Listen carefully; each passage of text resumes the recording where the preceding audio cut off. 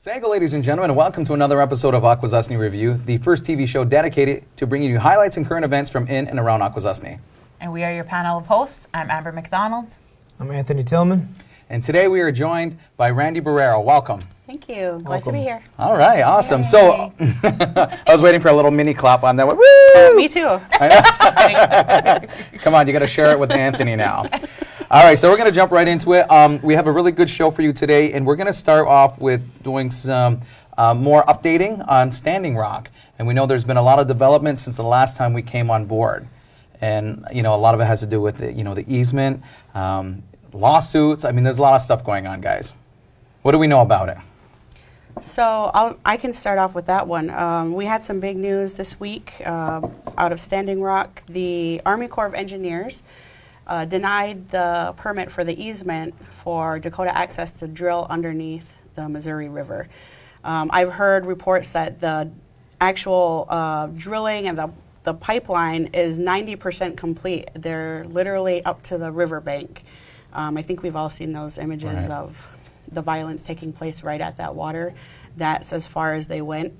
And they had been waiting on this permit, basically permission from the government to continue drilling under the river. And it was reported a few days ago that it was denied.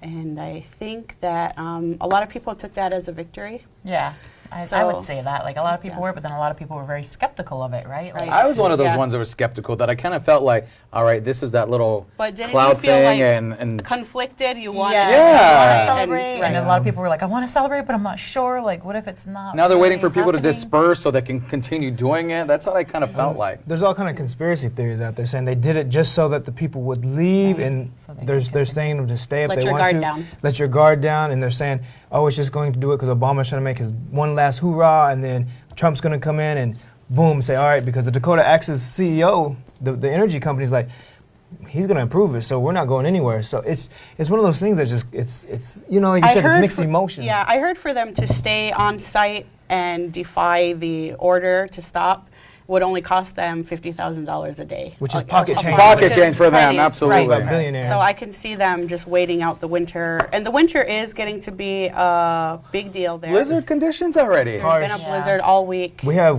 people Terrible. from Akwesasne there, Philip and Mary Gray. They're there and they're sending us pictures, and it's bad. We're talking about diesels and 18-foot trucks or 18-foot wheelers are in the side of the roads, and it is bad. It's like whiteout conditions. Yeah. Yes, whiteout, and it's And they were saying that a lot of people had went to the local casino and they were just like on sleeping bags in Yeah. the pavilion. Like, concerts were there last week. This week Right. it's full of people. People are sleeping in sleeping there. stairwells Yeah, I and where, saw because that too. there's warmth, there's security there, and the casino's trying their best to accommodate everybody, but there's just so many people at the same time. I wonder how long that's going to hold up. The That's chairman Archambault had his letter out. We actually heard some rumors about this. It was going around.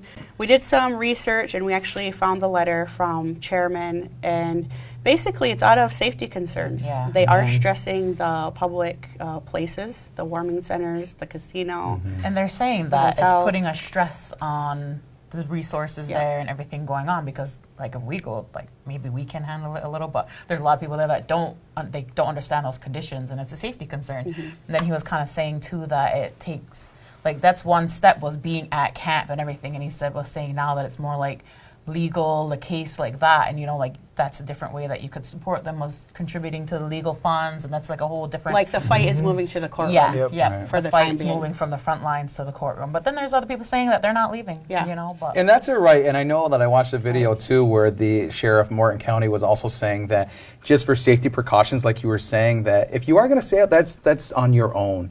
You just have to realize there are risks, especially considering the type of temperatures and the type of weather you're going to sustain out there. one of the things I did want to talk about was on December 5th, I don't know if anybody saw this, the forgiveness ceremony.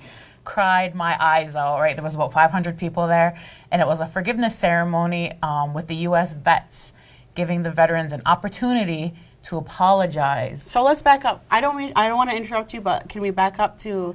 They actually put a call out, right, for vets to come. Yes, To yeah. be at the front line. Yeah, they were- between the water protectors and the Yeah.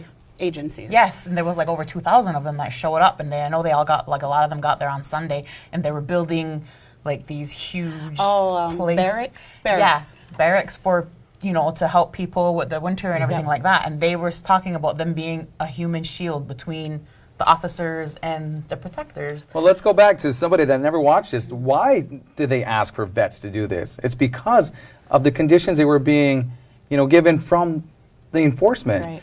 Water guns, The violence. the violence, against them, you know, the yes. tear gas. I mean, this was like way beyond civil rights. I mean, this is abuse. Yeah, I saw this interesting tactic where some of the frontline water protectors were holding mirrors to I saw that too. the officers They could- standing yeah. on the other side so that they could see themselves. And that was there were some emotional videos and photos. And so I think that inviting the vets to be the real front line between the barrier was a great idea, and the footage of it was very moving. And this ceremony that you're talking about came out of that. Yeah, so they gave the vets an opportunity to apologize for their military actions conducted against the natives through the years. And it was, I have the names here, Leonard Crow Dog formally forgave Wes Clark Jr., the son of retired U.S. General and former Supreme Commander of NATO, Wesley Clark Sr. And I got my information from the Huffington Post, so that was something that the media covered that, you know, a little bit, and there was videos and there was like pictures of the vets kneeling down in front of this tears. It's Like, a I very, couldn't very stop. moving ceremony, and rightfully so, because these vets are taking upon themselves to answer that call out and say, we are going to protect you, because the whole reason why we fought was for the freedom of our Right, nation. exactly. And that you're going against what we fought for, so where's the truth in that? I just have the utmost respect for the vets, and to see that and the pictures, there's like a girl just crying, crying, taping it, and she's, you know, and it's just, I don't know, like All I'm right. all watery-eyed. Well, and that was a very moving piece, and we definitely pay support to our vets for doing that. But we're going to go to a quick commercial break, and then we're going to be right back. Once again, we are Akwesasne Review.